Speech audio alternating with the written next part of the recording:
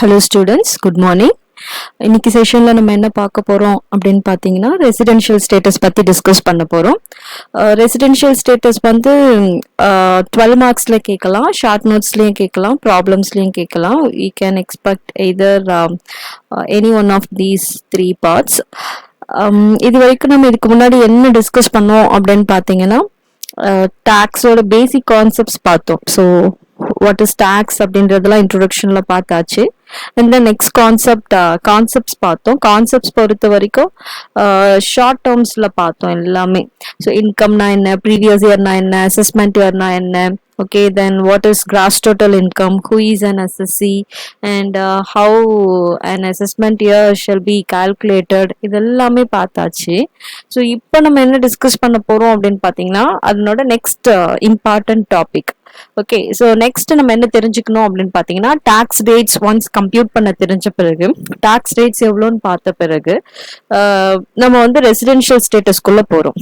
Okay, so residential ஸ்டேட்டஸை பொறுத்த வரைக்கும் இதுல ஃபர்ஸ்ட் நம்ம என்ன தெரிஞ்சுக்கணும் அப்படின்னு பாத்தீங்கன்னா, ரெசிடென்ஷியல் ஸ்டேட்டஸும் சிட்டிசன்ஷிப்பும் இதை பத்தி நம்ம டிஸ்கஸ் பண்ண போறோமா அப்படின்னு பாத்தீங்கன்னா கிடையாது. சிட்டிசன்ஷிப்க்கும் ரெசிடென்ஷியல் ஸ்டேட்டஸ்க்கும் சம்பந்தம் கிடையாது. நம்ம அதை பத்தி டிஸ்கஸ் பண்ண போறது கிடையாது. அந்த ஆஸ்பெக்ட்ஸ்ல நம்ம போறது கிடையாது. ஸோ ஹியர் நம்ம எதை பத்தி டிஸ்கஸ் பண்ண போறோம் அப்படின்னு பாத்தீங்கன்னா, ரெசிடென்ஷியல் ஸ்டேட்டஸை பொறுத்த வரைக்கும் எவ்வளவு நாளைக்கு ஒரு பர்சனோட ஸ்டே இந்தியாவில் இருக்கு.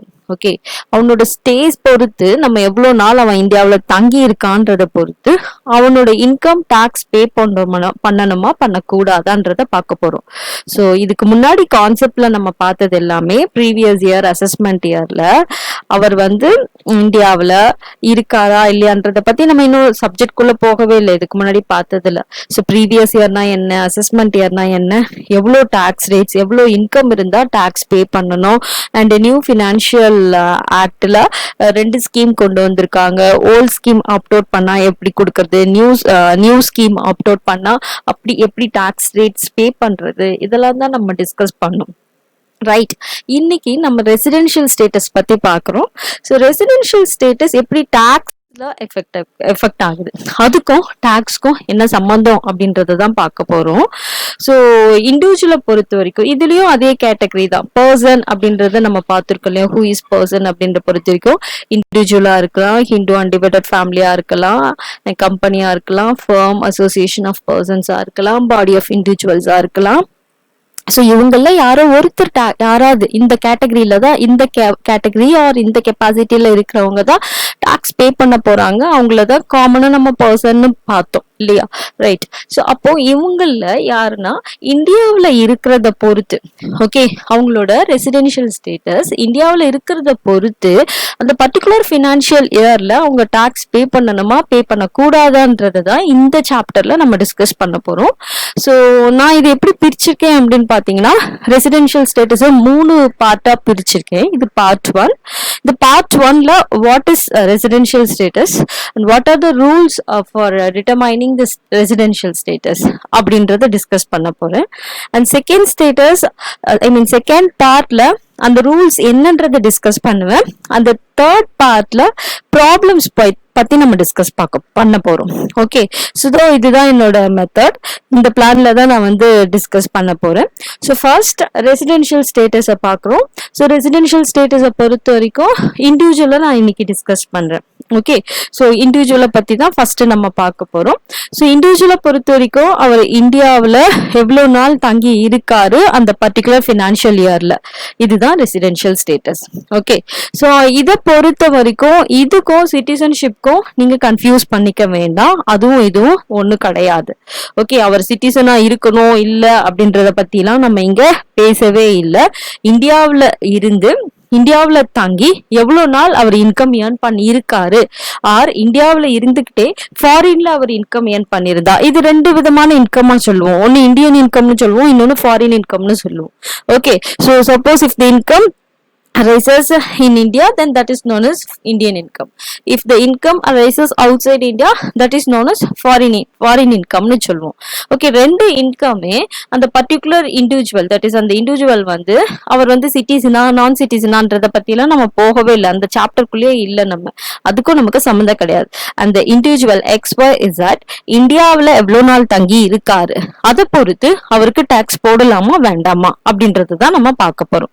ஓகே, ஸோ நெக்ஸ்ட் நம்ம என்ன பார்க்குறோம் அப்படின்னு பார்க்குறப்ப நம்ம டாக்ஸ் பேயரை டூ டைப்ஸாக பிரிக்கிறோம். Okay, we have two types of taxpayers, so based on their residential status in India. So number one, commonly known as resident in India, and another one is known as non-resident in India. So நம்ம எல்லாருமே resident. Okay, நம்ம எல்லாருமே என்ன சொல்லுவோம், ரெசிடென்ட்னு சொல்லுவோம். இப்ப நான் கொஞ்ச நேரத்துக்கு முன்னாடி சொன்ன மாதிரி தான் இந்தியன் இன்கம் பொறுத்த வரைக்கும் எந்த சர்க்கம்ஸ்டன்சஸ்ல அது டாக்ஸபிள் அப்படின்னு பாத்தீங்கன்னா, suppose that is the person earning income is resident or non resident. அவன் ரெசிடென்டா இருந்தாலும் சரி நான் ரெசிடென்டா இருந்தாலும் சரி Indian income is taxable in India. இந்தியாவில் அதுக்கு கட்டாயமா என்ன பண்ணணும், டாக்ஸ் பண்ணணும். அந்த டாக்ஸ் பேர் இந்தியாவில் இருந்தாலும் சரி இல்லைனாலும் சரி, that is resident in India or non resident in India. எந்த இன்கமா இருந்தா, இந்தியன் இன்கமா இருந்தா. ஃபாரின் இன்கம் பொறுத்த வரைக்கும் if such person is resident in India, then in that case alone that income is taxable. That is, that foreign income of a person is taxable in India. Okay, so foreign income பொறுத்த வரைக்கும் அந்த person resident in India கீழே வந்தாருன்னா தான் அவருக்கு நம்ம என்ன பண்ணுவோம், டாக்ஸ் பே பண்ணுவோம். ஓகே, ஃபாரின் இன்கம் பொறுத்த வரைக்கும் நான் ரெசிடென்டா இருக்காரு அப்படின்னா இந்தியாவில் டாக்ஸ் பே பண்ண தேவையில்லை. ஃபாரின் இன்கம்னா என்ன, சப்போஸ் நீங்க ஒரு எம்ப்ளாய்மெண்ட் பர்பஸ்க்காக அவுட் சைட் போயிடுறீங்க, அவுட் சைட் போயிட்டு நீங்க இந்தியாவுக்குள்ளேயே இல்லை, இந்தியாவிலேயே இல்லை, ரிசைட் பண்ணல, ஒரு கிரைட்டீரியா இருக்கு, அந்த கிரைட்டீரியா சாட்டிஸ்ஃபை பண்ணாதான் நீங்க ரெசிடென்டா நான் ரெசிடென்டான்னு சொல்லுவோம். நெக்ஸ்ட் நம்ம அதை தான் பார்க்க போறோம். சரியா, சோ அந்த மாதிரி நான் ரெசிடென்ட் கீழே இருக்கீங்க, நீங்க சப்போஸ் யூரோப்ல ஒரு கண்ட்ரில இருக்கீங்க, யூரோப்ல நீங்க ஏர்ன் பண்ணிட்டு இருக்கீங்க, இந்தியாவில் இல்லவே இல்லை. ஓகே, நான் ரெசிடென்ட்னு உங்களை கிளாசிஃபை பண்ணியாச்சு. அப்ப நீங்க இந்த சர்க்கம்ஸ்டன்சஸ்ல நீங்க சிட்டிசனா இருந்தாலும் இங்க டாக்ஸ் பே பண்ணணுமான்னு கேட்டீங்கன்னா டாக்ஸ் பே பண்ண தேவையில்லை. ஓகே, சோ அப்ப நான் அதை தான் பார்க்க போறேன். எந்த மாதிரி சர்க்கம்ஸ்டன்சஸ்ல உங்களை ரெசிடென்ட்னு சொல்லுவாங்க, நான் ரெசிடென்ட்னு சொல்லுவாங்க, இதுக்கு எதனா ரூல் இருக்கான்னு கேட்டீங்கன்னா எஸ். ஓகே, சோ கன்ஃபியூஸ் பண்ணிக்காதீங்க. ஜென்ரலா டாக்ஸ் பேயர்ஸை எப்படி கிளாசிஃபை பண்ணலாம், ரெசிடென்ட் நான் ரெசிடென்ட்னு கிளாசிஃபை பண்ணலாம். அண்ட் அகைன் இன்கமையும் ரெண்டா கிளாசிஃபை பண்ணலாம். இந்தியன் இன்கம், ஃபாரின் இன்கம்னு ரெண்டா கிளாசிஃபை பண்ணலாம். இந்தியன் இன்கம் பொறுத்த வரைக்கும் அவர் ரெசிடென்டா இருந்தாலும் சரி நான் ரெசிடென்டா இருந்தாலும் சரி இந்தியாவில் அவர் கட்டாயமா டாக்ஸ் பே பண்ணணும். விச் மீன்ஸ் தட் அந்த இன்கம் இந்தியாவில் ஏர்ன் பண்ணிட்டு இருக்கக்கூடிய இன்கமா இருக்கும். இந்தியாவில் ஒரு எம்ப்ளாய்மெண்ட் பண்ணிட்டு இருப்பாங்க, ஒரு ஜென்ரேட் பண்ணிட்டு இருப்பாங்க. ஸோ அந்த பர்பஸ்க்காக நம்ம என்ன பண்ணலாம், டாக்ஸ் பே பண்ணியே ஆகணும், அவர் ரெசிடென்டா இருந்தாலும் சரி நான் ரெசிடென்டா இருந்தாலும் சரி. ஃபாரின் இன்கம் பொறுத்த வரைக்கும் எப்படி எந்த சர்க்கம்ஸ்டன்சஸ்ல டாக்ஸ் பே பண்ண தேவையில்லை அப்படின்னு பாத்தீங்கன்னா, அது ஃபாரின் இன்கம்ல ரெசிடென்ட்க்கு கட்டாயமா டாக்ஸ் பே பண்ணுவோம். பட் அவர் நான் ரெசிடென்டா இருந்தாரு, அதாவது இங்க இந்தியாவில இல்லவே இல்லை, ஓகே, அவர் ஃபாரின்ல தான் இன்கம் ஏர்ன் பண்ணிட்டு இருக்காரு, அப்ப அவர் இங்க டாக்ஸ் பே பண்ணணும்னு அவசியம் கிடையாது. இதுதான் ஃபாரின் இன்கம் நான் ரெசிடென்ட் கெப்பாசிட்டியில டாக்ஸ் பே பண்ண தேவையில்லை அப்படின்னு பாக்குறோம். ஓகே, நவ் இண்டிவிஜுவலுக்கும் ஹிந்து அன்டிவைடட் ஃபேமிலிக்கும் நான் சொன்ன மாதிரி இந்த ரெண்டு கிளாசிபிகேஷன் தான். ஒன்னு அவங்க ரெசிடென்ட் கீழே வருவாங்க, இல்ல நான் ரெசிடென்ட் இன் இந்தியா கீழே வருவாங்க. ஸோ இந்த அகைன் ரெசிடென்ட் இன் இந்தியாவே ரெண்டா கிளாசிஃபை பண்ணலாம். ஒன்னு ஆர்டினர்லி ரிசைட்ஸ் இன் இந்தியான்னு கிளாசிஃபை பண்ணலாம், இன்னொன்னு நாட் ஆர்டினர்லி ரிசைட்ஸ் இன் இந்தியான்னு கிளாசிஃபை பண்ணலாம். You got my point. So நான் என்ன சொல்றேன்னு புரியுதா? ரெசிடென்ட் இன் இந்தியாவை ரெண்டு விதமா கிளாசிஃபை பண்ணலாம். Number one, ordinarily resides in India. Number two, not ordinarily resides in India. Okay, and another category, non-resident in India. இப்போ நம்ம ஒன் பை ஒன் பார்க்கலாம். ரெசிடென்ட் இன் இந்தியானா என்ன, ரெசிடென்ட் ஆர்டினர்லி ரிசைட்ஸ் இன் இந்தியானா என்ன, resident not ordinarily resides in இந்தியானா என்ன, non resident in இந்தியானா என்னன்னு பார்க்கலாம். Okay, firm association of persons, joint stock company, இல்ல மத்த கேட்டகரி எந்த பர்சனா இருந்தாலும் அவங்கள ரெண்டா தான் கிளாசிஃபை பண்ணுவோம். ரெசிடென்ட் நான் ரெசிடென்ட் தான். ரெசிடென்ட் இன் இந்தியாவா இருப்பான் ஒண்ணு, இல்ல அவன் நான் ரெசிடென்ட் இன் இந்தியாவா வருவான். இண்டிவிஜுவலுக்கும் ஹிந்து அன்டிவைடட் ஃபேமிலிக்கு மட்டும்தான் நம்ம ஒரு மூணு கிளாசிபிகேஷனை கொண்டு வரும். that is resident in Indiaவே ரெண்டா classify பண்றோம். It is further classified into two types. One is resident ordinarily resides in India and another one is resident but not ordinarily resides in India, and further category, that is another category, non-resident. இந்த மூணு கேட்டகரியில either ஏதோ ஒரு classification இல்ல ஒரு கேட்டகரியில இந்த இண்டிவிஜுவலோ R undivided ஃபேமிலியோ வருவாங்க. Okay, so now we will discuss about significance of residential status. என்ன சிக்னிஃபிகன்ஸ் இருக்கு அப்படின்னு பார்க்கலாம். So resident ordinarily resides in இந்தியாவை பொறுத்த வரைக்கும் அவனோட இந்தியன் இன்கம்மா இருந்தா இட் இஸ் டாக்ஸபிள். ஃபாரின் இன்கம்மா இருந்தாலும் it is also chargeable to tax. Okay, எப்போ எந்த சர்க்கம்ஸ்டன்சஸ்ல, suppose if the person falls under the category of resident ordinarily resides in India. Next category resident but not ordinarily resident in India. Okay, அவன் resident தான் but not ordinarily resides in India. அந்த circumstancesல Indian income is taxable but foreign income is chargeable to tax only in two circumstances. அது வந்து நான் அந்த cases வரும்போது நான் explain பண்றேன். Okay, so என்ன மாதிரியான circumstancesல foreign income chargeableன்றதை நான் சொல்றேன். Okay, so resident not ordinarily resides in India பொறுத்த வரைக்கும் Indian income is taxable but foreign income is chargeable to tax only in two cases. Okay, and another one is non-resident.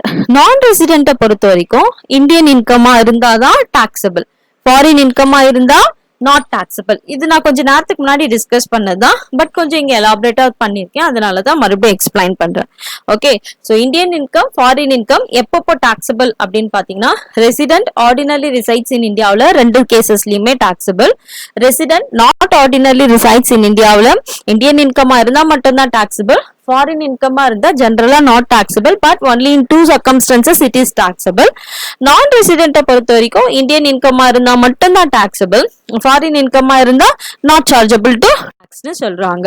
Okay, now இப்ப பார்க்கலாம் யாரெல்லாம் resident, யாரெல்லாம் ordinary resides in India, யாரெல்லாம் not ordinary resides in India, and நீங்க எப்படி சொல்லுவீங்க இவங்க நான் ரெசிடென்ட். ஏதாவது டெஸ்ட் இருக்கா, எதனா ரூல்ஸ் இருக்கான்னு கேட்டீங்கன்னா, S we have a two rules. Okay, அந்த two rules நம்ம ஃபாலோ பண்ணா அந்த சர்க்கம்ஸ்டன்சஸ்ல அல்லது அந்த கண்டிஷனை அவன் சாட்டிஸ்ஃபை பண்ணி இருந்தா மட்டும்தான் அவனை resident ordinarily resides in India, resident not ordinarily resides in India or non ரெசிடென்ட்னு சொல்லுவோம்.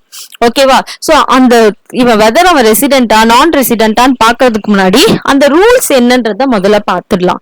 Okay, so what are the rules in determining the residential status of an individual அப்படின்னு பாத்தீங்கன்னா, we have a two conditions. Number one, basic conditions. Number two, additional conditions. இந்த ரெண்டு கண்டிஷன்ஸ்ல நம்ம பார்க்க போறோம். முதல்ல அந்த பேசிக் கண்டிஷன்ஸ்னா என்னன்னு தெரிஞ்சுக்கலாம், அப்புறம் அடிஷனல் கண்டிஷன்ஸ்னா என்னன்னு தெரிஞ்சுக்கலாம். இது தெரிஞ்சுக்கிட்டோம்னா நமக்கு யாரெல்லாம் ரெசிடென்ட் ஆர்டினரி ரிசைட்ஸ் இன் இந்தியாவில் வருவான், ரெசிடென்ட் நாட் ஆர்டினரி ரிசைட்ஸ் இன் இந்தியாவில் வருவான், நான் ரெசிடென்ட்டா எப்படி அவன் வருவான் அப்படின்றத தெரிஞ்சுக்க முடியும். ஓகே, ஸோ ஃபர்ஸ்ட் பேசிக் கண்டிஷன்ஸ் என்ன, இது நமக்கு எல்லாமே எஸ்ஏ டைப்ல கேட்கலாம். ஓகே, ஸோ டீடைலா நமக்கு வந்து எஸ்ஏவில் ரெசிடென்ஷியல் ஸ்டேட்டஸ் பத்தி கேட்பாங்க. அப்போ நம்ம we have to write everything, இது எல்லாமே எழுதணும். ஓகே, ஸோ பேசிக் கண்டிஷன்ஸ் முதல்ல பார்த்துக்கிறோம். So suppose if the person resides in India during the previous year for a period of 182 days or more. Okay, so first basic conditions number one என்ன சொல்றாங்க, if the person in India for a period of 182 days during the previous year, இந்த previous year என்ன 2019 to 20. so இந்த வருஷத்துல அவர் முந்தைய ஆண்டுல எவ்வளவு நாள் இருக்கணும்னு சொல்றாங்க, இந்தியாவுல 182 days இந்தியாவுல இருக்கணும்னு சொல்றாங்க. இது number one basic conditions. Or he has been in India for a period of at least 60 days during the previous year. That is, during the relevant previous year, he has been in India for a period of 60 days and 365 days or more during the 4 years immediately preceding the relevant previous year. Okay, so என்ன சொல்றாங்கன்னு பாத்தீங்கன்னா, அதாவது 60 நாள் முந்தைய ஆண்டுல இருக்கணும், plus அதோட 365 days or more during 4 years immediately preceding the relevant previous year. அதாவது முந்தைய ஆண்டுக்கு முன்னாடி இருக்கக்கூடிய 4 ஆண்டுகள்ல, ஓகே நான் சொல்றது நல்லா புரிஞ்சுக்குங்க, that should be immediately preceding the relevant previous year. அதாவது இந்த previous yearக்கு முன்னாடி இருக்கக்கூடிய 4 வருஷத்துல அவர் எவ்வளவு நாள் இருக்கணும் அப்படின்னு பாத்தீங்கன்னா 4 yearsல 365 days இருக்கலாம், ஆர் 4 years அதாவது 365 days ஆர் மோர் அதுக்கு மேலே இருக்கலாம். எப்போன்னு கேட்டீங்கன்னா கடந்த 4 ஆண்டுக்கு முன்னாடி. ஓகே, சோ செகண்ட் கண்டிஷன் என்ன சொல்றாங்க அப்படின்னு பாத்தீங்கன்னா ப்ரீவியஸ் இயர்ல அவர் 60 days இருக்கணும், பிளஸ் ப்ரீவியஸ் இயருக்கு முன்னாடி இருக்கக்கூடிய 4 ஆண்டுகள்ல 365 days ஆர் மோர் இருக்கணும்னு சொல்றாங்க. ஓகே, சோ அப்ப எப்படி வரலாம் அப்படின்னு பாக்குறப்ப நமக்கு நல்லா தெரியும் ப்ரீவியஸ் இயர் 2019 to 20. அப்ப இதுக்கு முன்னாடி என்ன இருக்கும் அப்படின்னு பாத்தீங்கன்னா ஒன்னு 18 to 19 and then 17 to 18 then 16 to 17 then 15 to 16. Okay, so அப்ப இந்த 4 வருஷத்துல 15 16 16 17 17 18 18 19 இந்த 4 வருஷத்துல அவர் எவ்வளவு நாள் இருக்கணும்னு பாத்தீங்கன்னா 365 days ஆர் மோர் ஓகே இருக்கணும். பிளஸ் அந்த ப்ரீவியஸ் இயர்ல அதாவது 2019 to 2020ல 60 days இருக்கணும்னு சொல்றாங்க. நான் சொல்றது புரியுதா உங்களுக்கு? சோ கன்ஃபியூஸ் பண்ணிக்காதீங்க. சோ ஃபர்ஸ்ட் பேசிக் கண்டிஷன் முந்தைய ஆண்டுல 182 days இருக்கணும், அது எந்த டவுட்டும் இருக்காது, கிளியரா இருக்கும். செகண்ட் கண்டிஷன் என்ன சொல்றாங்கன்னு பாத்தீங்கன்னா சப்போஸ் அப்படி அவருக்கு போன வருஷம் 182 days இருக்க முடியல அப்படின்னா இந்தியாவுல அட்லீஸ்ட் 60 days இருக்கணும்னு சொல்றாங்க. சோ இந்தியாவுல எவ்வளவு நாள் இருக்கணும்னு சொல்றாங்க 60 days. அதுவும் எப்போ அப்படின்னு பாக்குறப்ப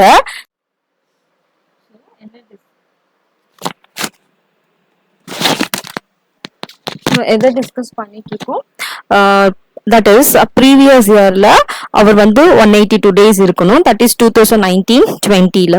and next condition என்ன சொல்றாங்க presence of at least 60 days in India during the previous year, that is 2019 to 2020, and 365 days during the 4 years immediately preceding the relevant previous year, which means that is during 1st April.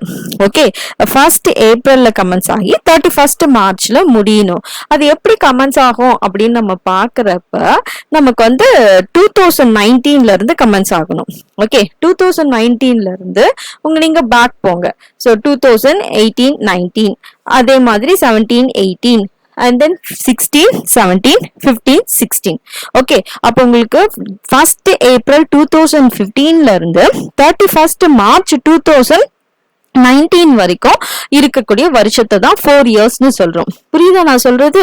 That is 1st April 2015ல இருந்து 31st March 2019 அந்த 4 yearsல 365 days இருக்கணும். So எப்படி நம்ம அதை calculate பண்ணுவோம்? நமக்கு previous year என்ன 2019 2020. அப்ப அதுக்கு இமிடியேட்டா வரக்கூடிய 4 முந்தைய ஆண்டுகள் அப்படின்னு பாக்குறப்ப 2015 to 2016, 2016 to 2017, 2017 to 2018, then 2018 to 2019.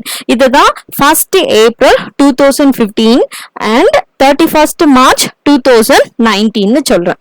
Okay, இதுதான் ப்ரீவியஸ் இயர்க்கு இமிடியேட்டா இருக்கக்கூடிய 4 முந்தைய ஆண்டு 4 years. ஓகே, சோ ரெலவெண்டா ப்ரீவியஸ் இயர் நம்மளுடைய கரண்ட் ப்ரீவியஸ் இயருக்கு முன்னாடி இருக்கக்கூடிய 4 ஆண்டுகள்னா இதுதான் அந்த 4 ஆண்டு.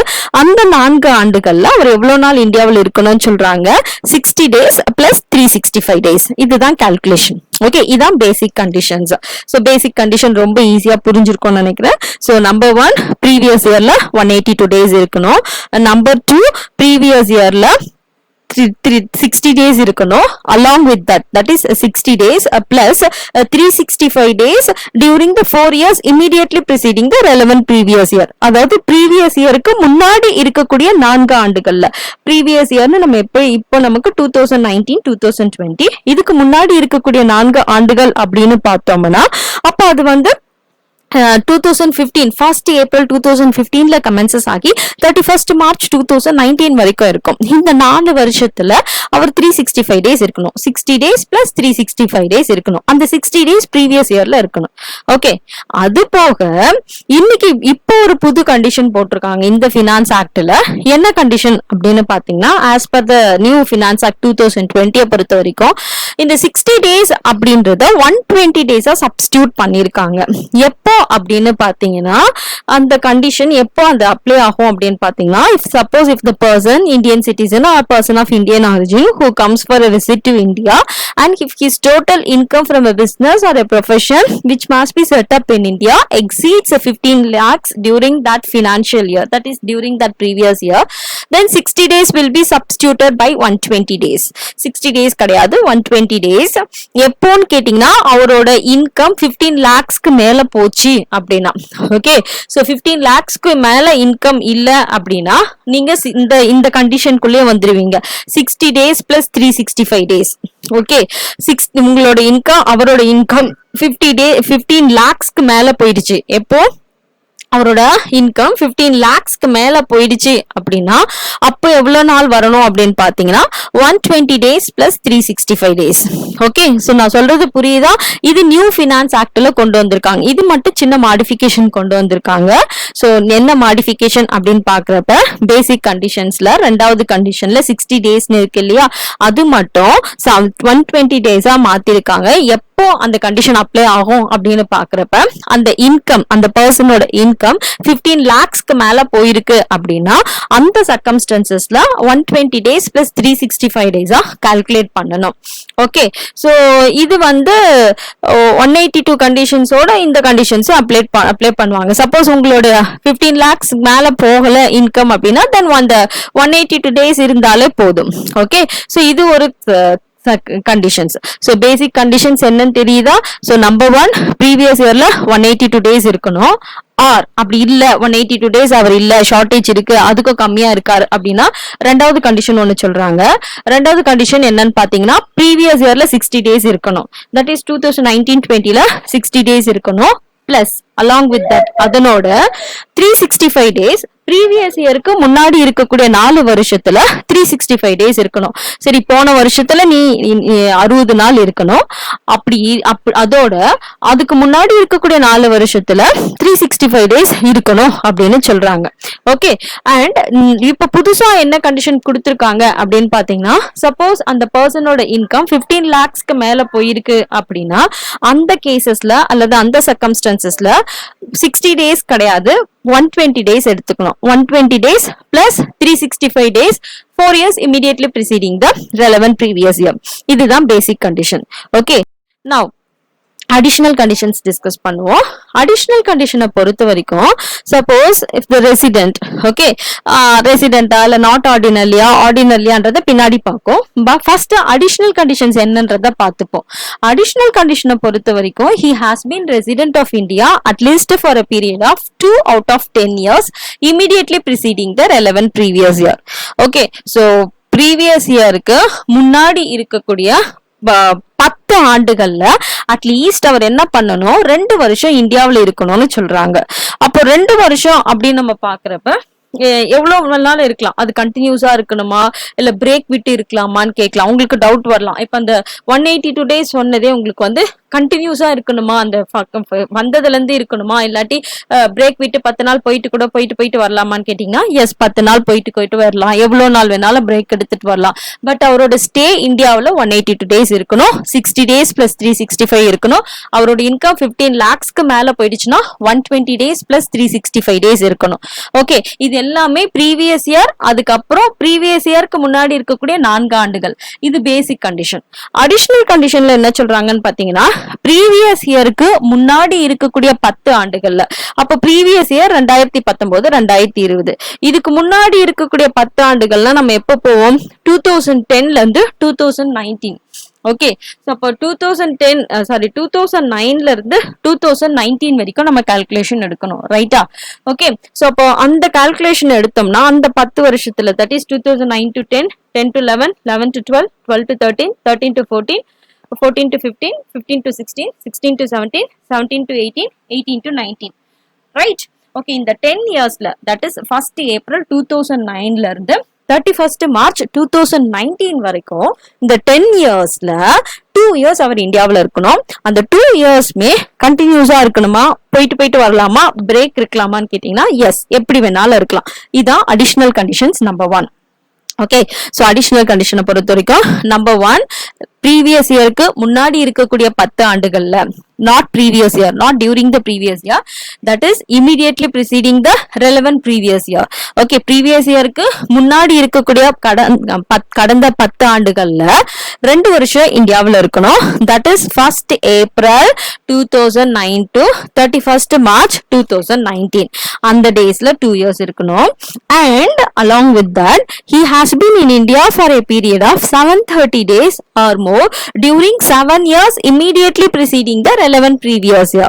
Okay, so previous yearக்கு முன்னாடி இருக்கக்கூடிய கடந்த 7 ஆண்டுகள்ல இந்தியாவுல எவ்வளவு நாள் இருக்கணும்னு சொல்றாங்க? 730 days or more. இந்த ரெண்டு கண்டிஷன் தான் அடிஷனல் கண்டிஷன்ஸ். சோ நான் சொல்றது புரியுதா உங்களுக்கு? சோ அடிஷனல் கண்டிஷன்ஸ் என்ன சொல்றாங்க அப்படின்னு பாத்தீங்கன்னா, நம்பர் 1, அட்லீஸ்ட் இந்தியாவுல ப்ரீவியஸ் இயருக்கு முன்னாடி இருக்கக்கூடிய 10 வருஷத்துல, ப்ரீவியஸ் இயர் நமக்கு 2019 to 2020, அப்ப அதுக்கு முன்னாடி இருக்கக்கூடிய 10 வருஷம்னா 1st April 2009 ல இருந்து 31st March 2019 வரைக்கும் தான் 10 வருஷம். அந்த 10 வருஷத்துல 2 வருஷம் இந்தியாவுல இருக்கணும். along with that 730 days 7 years, that is previous yearக்கு முன்னாடி இருக்கக்கூடிய 7 வருஷத்துல அவர் என்ன பண்ணணும்?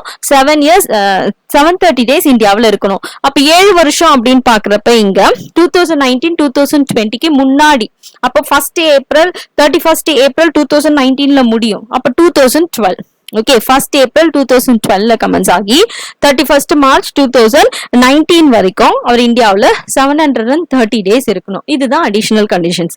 நவ் இது தெரிஞ்சுக்கிட்டாதான் எந்தெந்த கண்டிஷனை எவ்வளவு நாளைக்குள்ள இருந்தா நம்ம அவர் ரெசிடென்ட்னு சொல்லுவோம், ஆர்டினரி ரிசைட்ஸ் இன் இந்தியான்னு சொல்லுவோம், நாட் ஆர்டினரி ரிசைட்ஸ் இன் இந்தியான்னு சொல்லலாம், ஆர் நான் ரெசிடென்ட்னு சொல்ல முடியும். ஓகேவா? இன்னும் நம்ம அது கான்செப்ட்குள்ளே போகல. இப்போ ஜஸ்ட் ரூல்ஸ் என்னன்றத பார்த்தோம். பேசிக் கண்டிஷன்ஸ்னா என்ன, அடிஷனல் கண்டிஷன்ஸ்னா என்னன்னு பார்த்தோம். சோ பேசிக் கண்டிஷன்ஸை பொறுத்த வரைக்கும் 2 கண்டிஷன்ஸ் தான் சொல்றாங்க.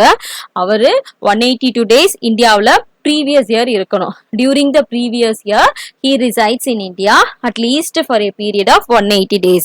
that is அவரோட presence at least 182 days இந்தியாவுல இருக்கணும்னு requirementனு சொல்றாங்க. ஓகே, 2019 2020 ல. ஆர் இன்னொரு கண்டிஷன் பேசிக்ல என்ன சொல்றாங்கன்னு பாத்தீங்கன்னா, ப்ரீவியஸ் இயர்ல 60 days இருக்கணும். அப்படின்னா என்ன? கட்டாயமா 2019-20 ல 60 days இருக்கணும். பிளஸ் அந்த 4 years, தட் இஸ் அந்த ப்ரீவியஸ் இயருக்கு முன்னாடி இருக்கக்கூடிய 4 ஆண்டுகள்ல 365 days இருக்கணும். அப்போ அதுக்கு முன்னாடின்னு பாக்குறப்ப 1st April 2015 ல இருந்து 31st March 2019 அதுக்குள்ள அவர் என்ன பண்ணணும்? 365 days. அப்ப கால்குலேஷன் 60 plus 365 days. இது பேசிக் கண்டிஷன்ஸ். அடிஷனல் கண்டிஷன்ஸை பொறுத்த வரைக்கும் ப்ரீவியஸ் இயருக்கு முன்னாடி இருக்கக்கூடிய 10 வருஷத்துல 2 வருஷம் பிளஸ் ப்ரீவியஸ் இயருக்கு முன்னாடி இருக்கக்கூடிய 7 வருஷத்துல 730 days இந்தியாவுல இருக்கணும்னு சொல்றாங்க. இதுதான் அடிஷனல் கண்டிஷன்ஸ். சோ இப்ப